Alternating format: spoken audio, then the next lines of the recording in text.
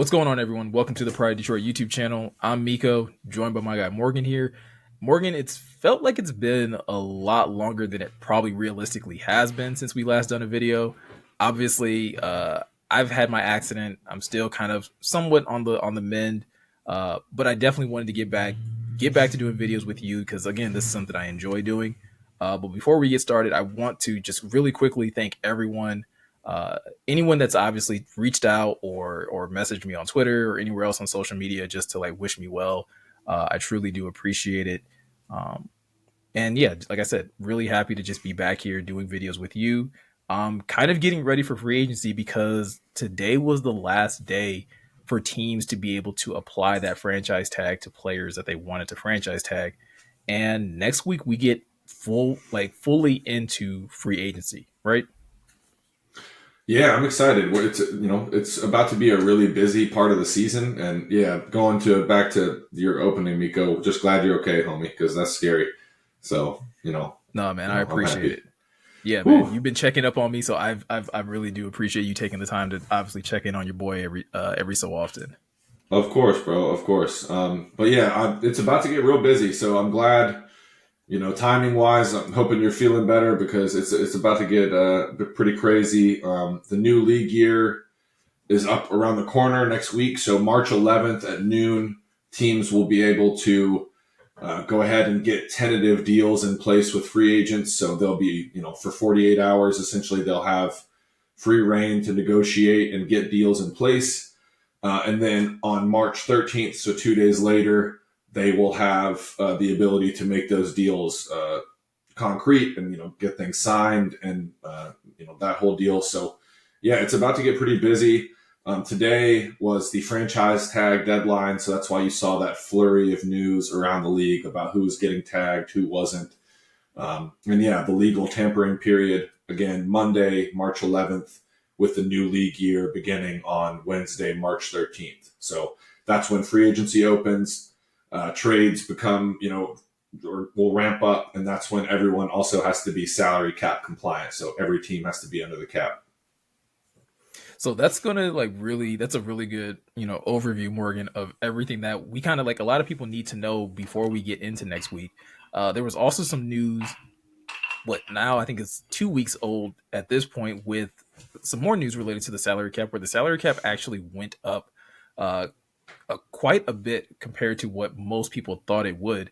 Could you just give us a quick rundown of exactly what happened with the salary cap, and more importantly, like most of our viewers are going to care about, how does that necessarily impact the Lions when it comes to how they'll probably be approaching free agency this year?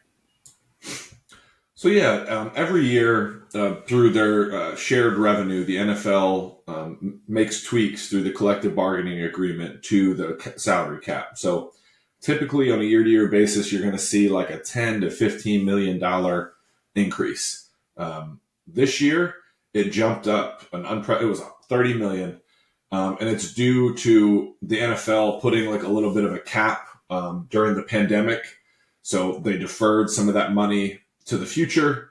And then there was just a big old increase in media revenue too for the NFL in 2024. So the salary cap for 2024 is going to be 255.4 million. And it's going to, obviously it's more money to spend for the Lions, but obviously more for everyone else to spend too. So yeah, and it's a good thing for the players because most people, they're going to get like Amon-Ra. We're going to get into that in a little bit. Amon-Ra St. Brown, his deal is going to be a touch more because that's just how it works, right? Like market value, Mm-hmm. it's going to be. People need to start thinking of that with these deals, with these cap hits.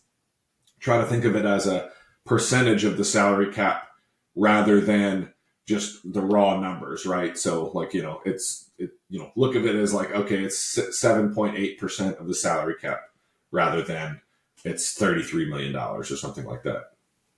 Right. And obviously, when this news first broke, I think it was, a couple days after that, Brad Holmes was on 97 with the ticket. He was being asked about the salary cap and how the Lions were going to kind of approach free agency.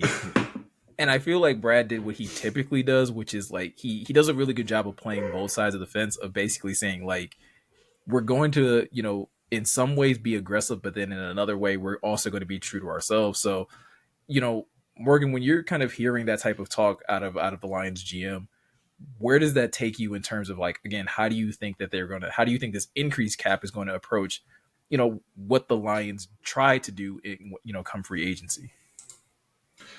Yeah, and they're sitting in a good spot, right? So they're seventh right now in effective cap space with about 46 million. So they have a good chunk of money to play with, and I do think they're going to be selective with how they spend it. And I know you and I have a few people that we have our eyes on in terms of like who, if they were going to throw a bag at somebody, who might it be? Mm-hmm. But I do think they're going to be picky. They're going to tend to their guys in house first. Like Amon-Ra St. Brown is everything this regime has talked about from the beginning. So they are going to pay him what he deserves. He's been, he's a first team All Pro on a fourth round contract, so he's due. Yeah. But yeah, I do think, I think they're going to be picky. They're going to be selective is probably the more appropriate word. You already saw they brought back Michael Badgley and Jalen Reeves-Maybin. Both of those deals are pretty inconsequential. Jerem was on it's a 1 year deal in 2 years. 2024, his cap hits 3.25, 2025, 4.25. And then Badgley's is just a 1 year deal. And I do think they're still going to bring in competition for the kicker, and his cap hit is a 1.1.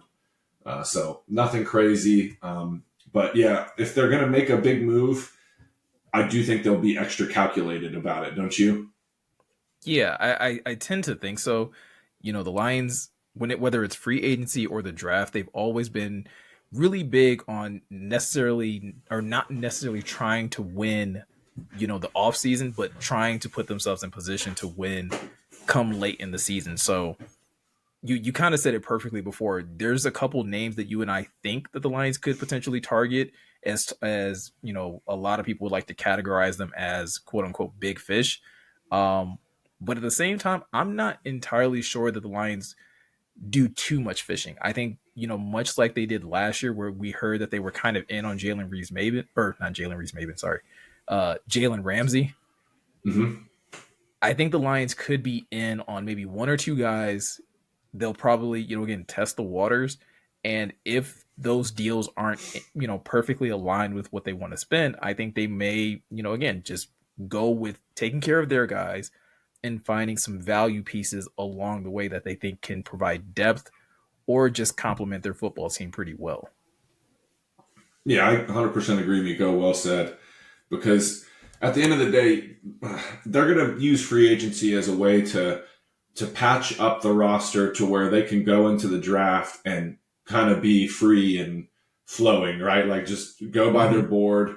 And that's what Brad Holmes wants to do. So I do anticipate them making moves in free agency. I don't know that it's going to be, a lot of the quote unquote big names, minus maybe a few that they kick the tires on, make a phone call and, see what the asking price is. Because yeah, Brad Holmes' wheelhouse is the draft, right? Like that's where Yeah. this team's going to, and that's how you stay young and flexible under the salary cap too, is having a lot of good talent on rookie contracts. Because, some of these guys that they drafted at the early onset of things, with Panay and St. Brown and, soon some of these, players from the same classes that aren't necessarily the superstars, but they're good players that you want to keep, your Lean McNeils. If you want to bring Derek Barnes back past next year, these are the things you got to start thinking about. So, yeah, I do think it's not going to be anything crazy. And I believe he said that during a press conference. He's like, we could win free agency every year if we wanted to, but that's not the goal. And Yeah. I was like, oh, God, I love that man. You know what I mean? Yeah, because he was spitting. It's a winning mindset. Like when you think like Yeah. when you decide to look big picture, right? You see how that can be a very much a winning formula. And I think if most fans, should appreciate that the fact that this team isn't just trying to win next season, but they're trying to, like Brad Holmes has kind of said from the beginning, they're trying to keep their window for contention open for a long time. And that kind of leads into what you were saying, or goes back to what you were saying in regards to the draft being, Brad Holmes' wheelhouse.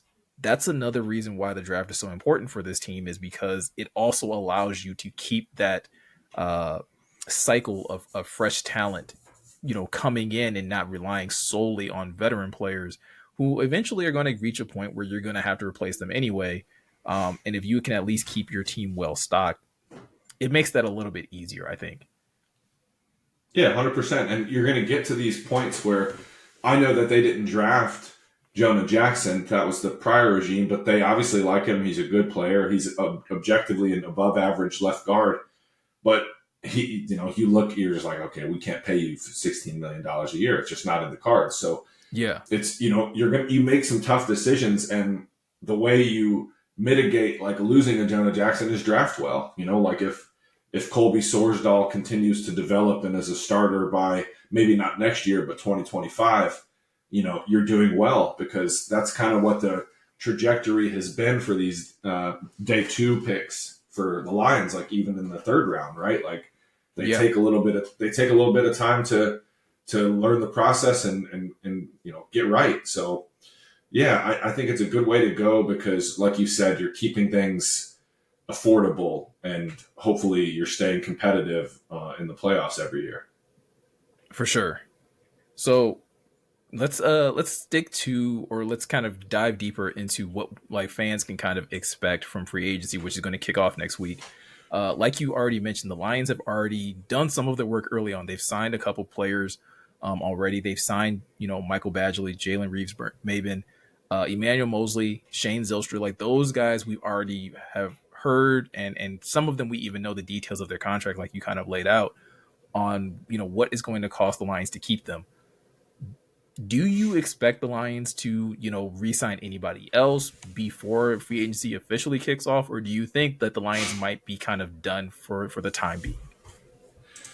There's a few, like, the Josh Reynolds of the world. Like I could see them being like, hey, J Ray, do you want to come back at like a 1 year, I don't know. I don't want to throw a number out there and just be completely off. But, like he's getting paid, but he's like, and the communication is clear. Like, hey, your snaps are probably going to be down if you do come back. Mm-hmm. I could see that. Maybe, bringing back Romeo Quara. I could see that happening. That hasn't broke yet, correct? I don't think anything. No, not Okay, from what cool. I know, no.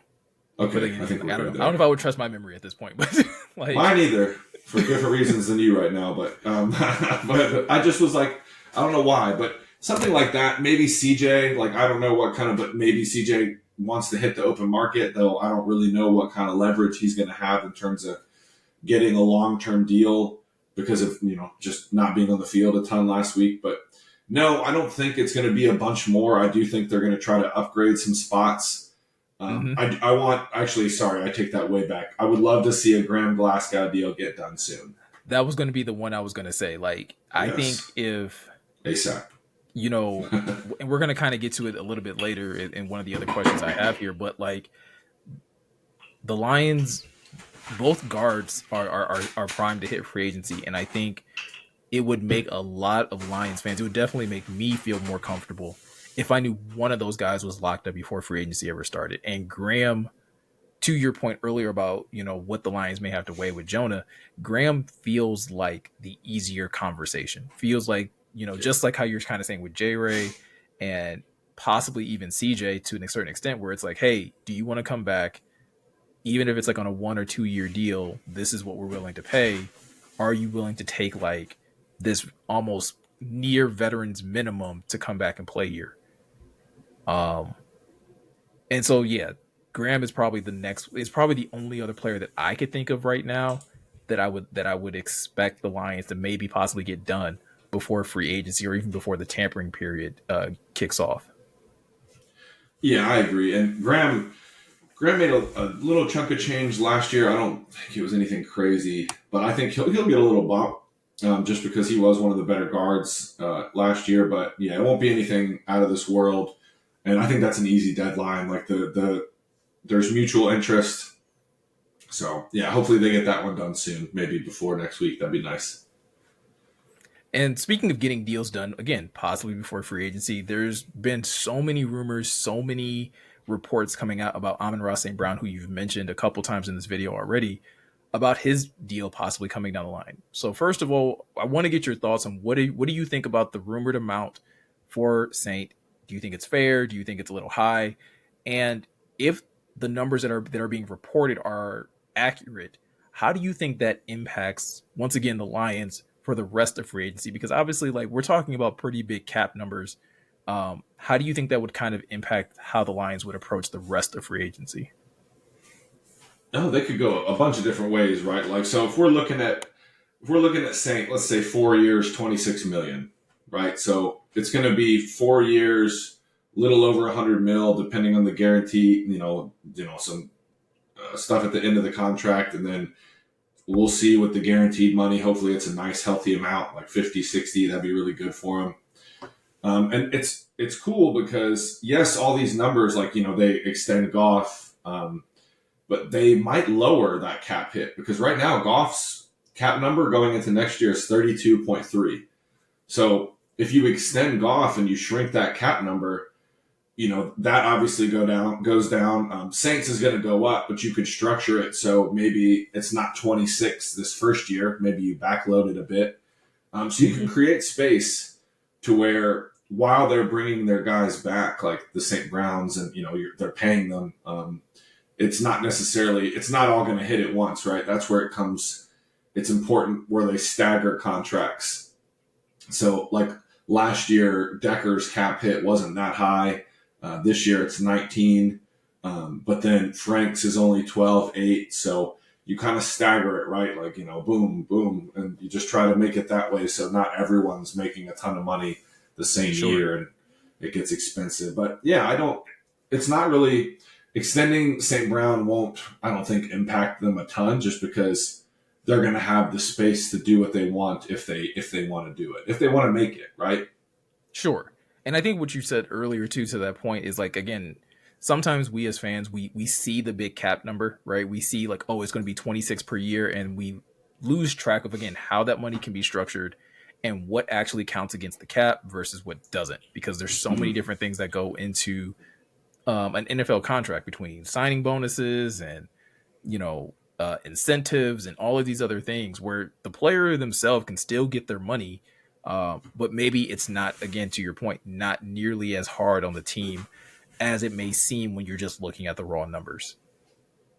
Yeah, exactly. And that's the thing people have to remember. It's not always like if it's 4 years for 100 mil, that he's not making 25 per year. Very, very rarely.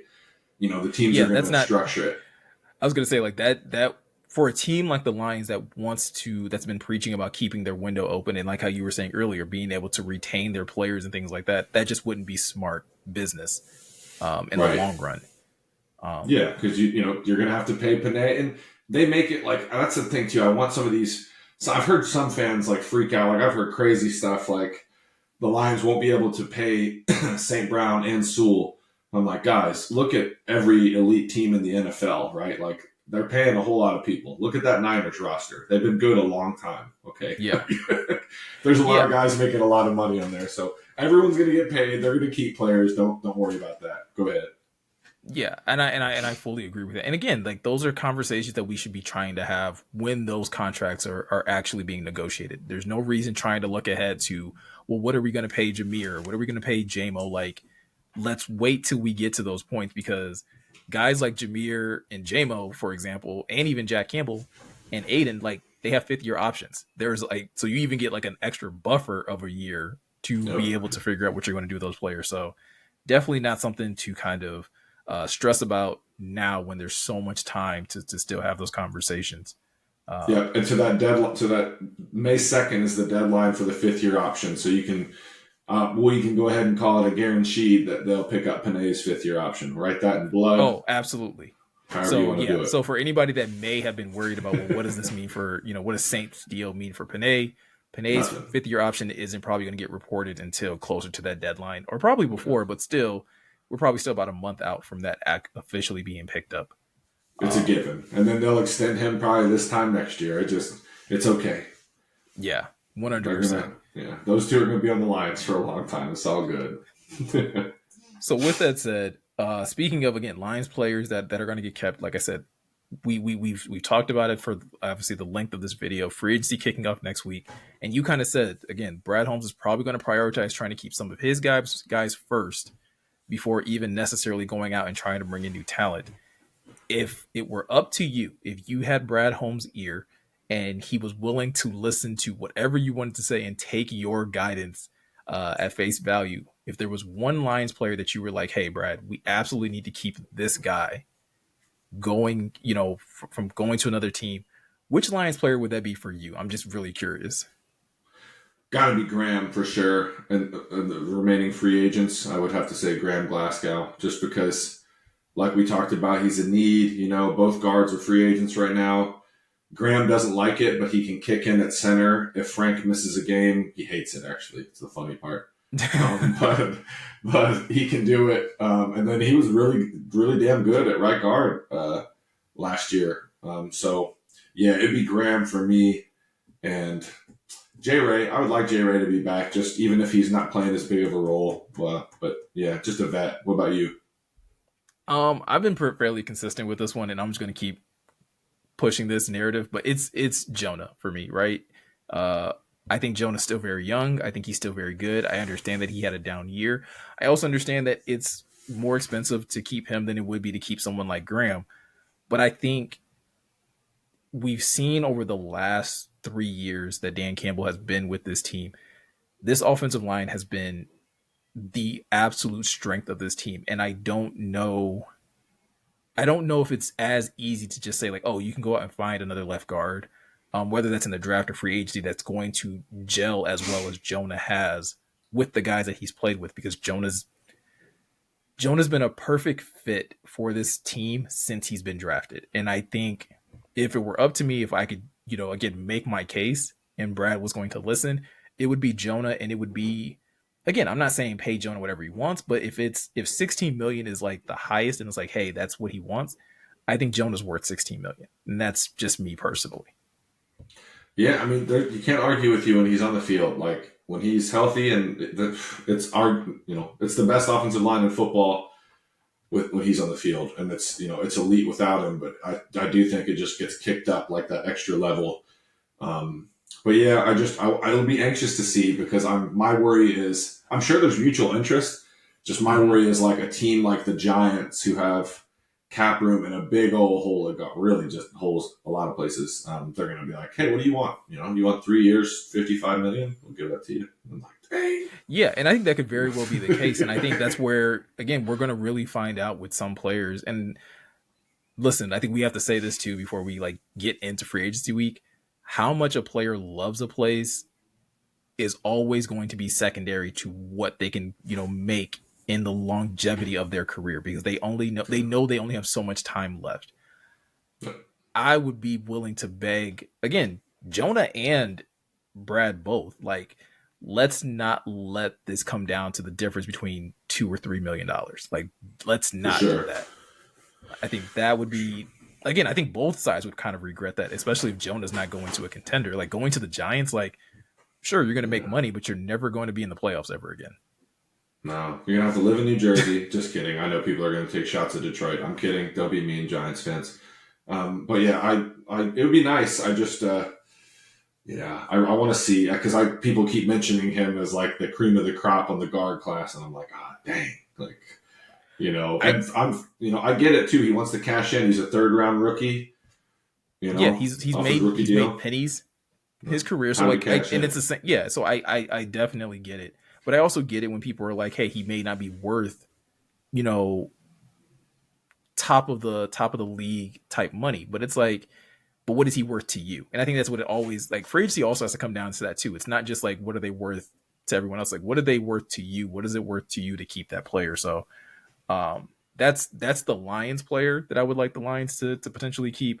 But again, I know a lot of people are going to be writing articles. I know a lot of people have made videos talking about what fantasy player the Lions could potentially acquire in free agency.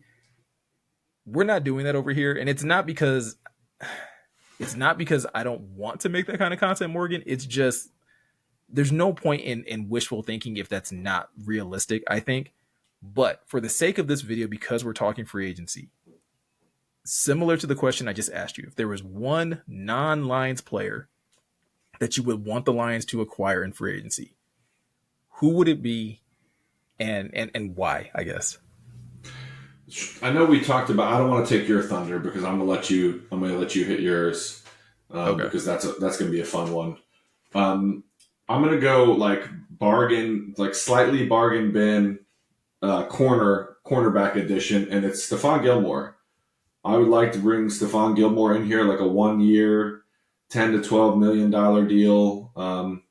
Play with his brother. If the Lions do draft a cornerback in the, I hope they do in the first 100 picks, and next month. Shoot, that's a good person to be. You have Cam Sutton and Stephon Gilmore to be around. Yeah. That's a nice little, that's a nice little sounding board. And yeah, I think that would be good, and it would, because we talked about it at the top, but Brad going into the draft with no gaping holes, right? Like that's the whole, like they're going to fill this, like there's going to be someone they sign that's going to be like, if they can't come away with a guard, that person's going to be fine at left guard. Like, Mm-hmm. it might not have been their first plan, but it's going to be okay. So that's how they operate. And yeah, that would be a good one. And mine's not as much fun as yours though, but go ahead. Yeah, I'm gonna go fishing on this one, and it's a big fish that I would be, trying to secure, and it would be Christian Wilkins. We found out, a couple days ago that the Dolphins are not tagging him. Um, and again, we just talked about again how the franchise tag deadline ended, so Christian Wilkins is going to hit the open market, and in my mind, he's a top 5 defensive tackle in the league. And if you have the cap space, we know, like you're talking about, the salary cap has gone up. The Lions have the 7th most cap space in the league. This is one of those pieces where I feel like Christian Wilkins does make life easier for a lot of other people on that defense by just being there. We already got to see Aleem, kind of take that step forward, and I still believe strongly if he had not got injured, he would have made a push for the Pro Bowl. But again, these types of things happen. But if you put Aleem next to Christian Wilkins with Aiden Hutchinson on the outside, and ideally, whether it's Josh Pascal or another maybe pass rusher that you decide to draft this year, I think everything on the back end gets a little bit easier with Yes. just a really stout front. And not to mention, you don't have to take a huge step backwards in run defense, because that was, again, one of the better things that this team did last year. And I think they would still want to do that next year.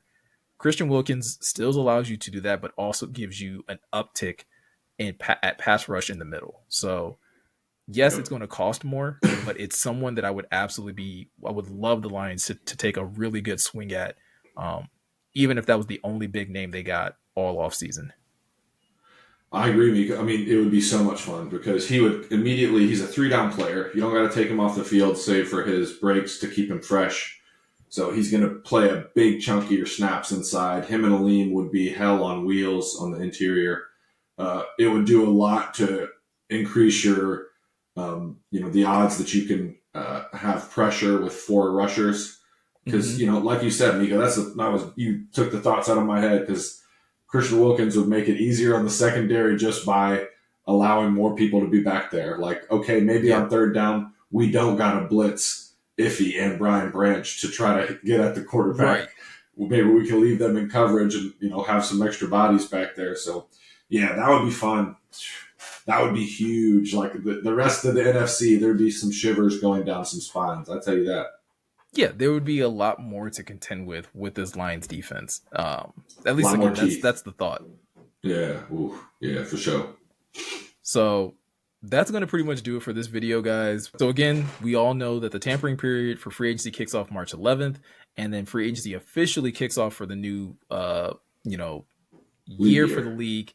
Yeah, the new league year on March 13th, and that's when players can officially sign, and a lot more other things are going to start transpiring. So again, stay tuned to the Pride Detroit YouTube channel as well as to the POD website as well, because we're going to have a ton of articles and a lot more insight coming out over the next couple days, and a lot of things coming out next week as the Lions start making moves. So if you want to stay tuned to all of those things, like I said, be tuned to the website, but also take out the time to subscribe to the YouTube channel, hit that notification bell.